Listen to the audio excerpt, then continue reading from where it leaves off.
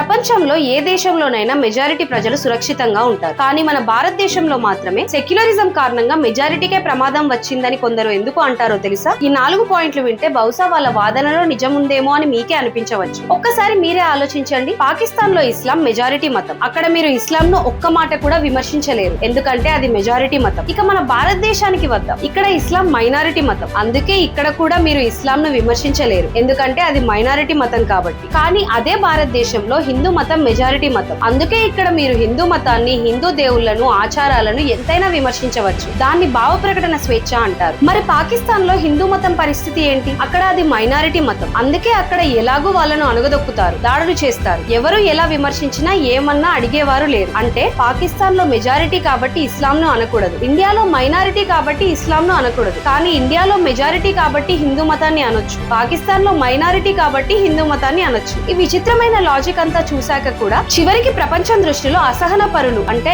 Intolerant అని ఎవరినంటారో తెలుసా? హిందువులను. ఈ విచిత్రమైన సెక్యులరిజం పై మీ అభిప్రాయం ఏంటో కింద కామెంట్స్ లో చెప్పండి. ఈ విశ్లేషణ మీకు అర్థమైతే ప్రతి ఒక్కరికి షేర్ చేయండి. జై హింద్.